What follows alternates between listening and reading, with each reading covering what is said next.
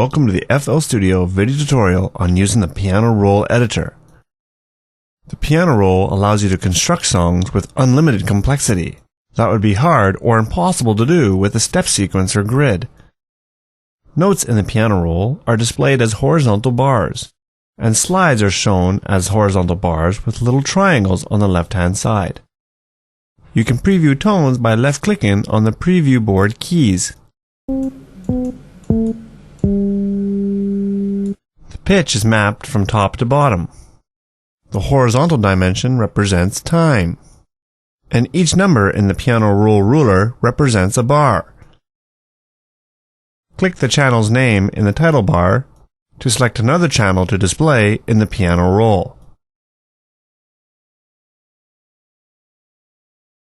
Each note in the piano roll has its own length, which is a different way to present music to that of the step sequencer, where the only way to turn off a note is to cut it off by inserting another one.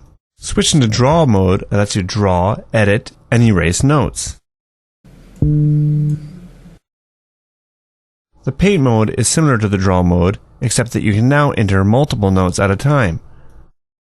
Do this by dragging horizontally in the piano roll.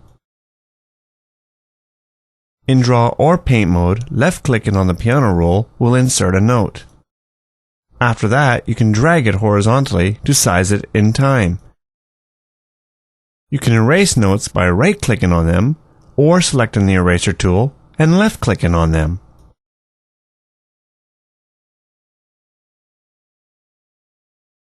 A quick way to clone the notes in a current selection is to drag with the Shift key held in advance.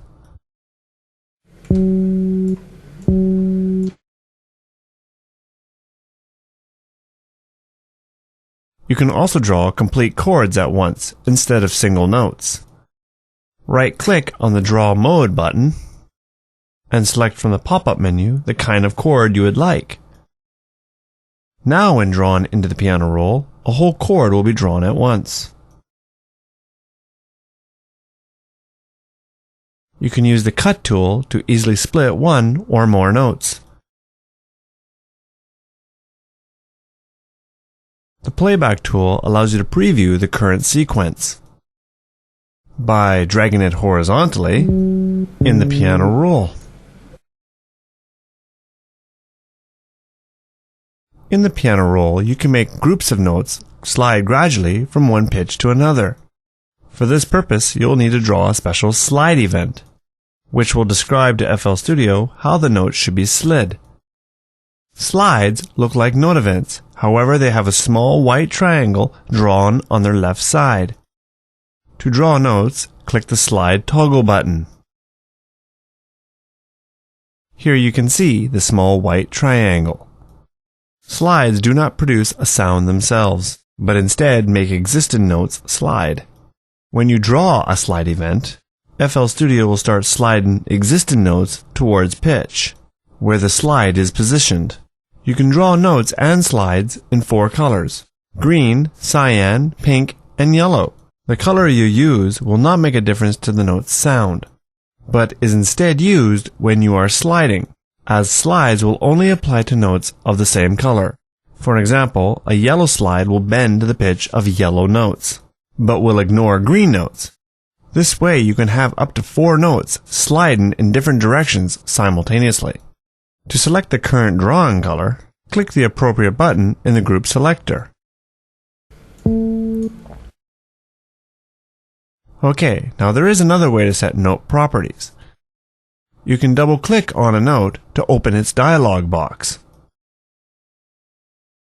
In the dialog box, you can edit various note parameters, including panning, volume, cutoff, and resonance. You can also edit the note's start time and duration in great detail.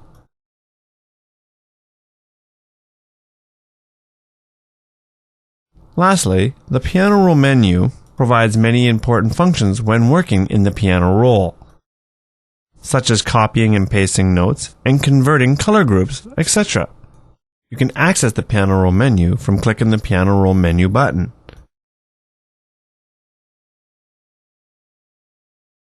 Well, that's about it.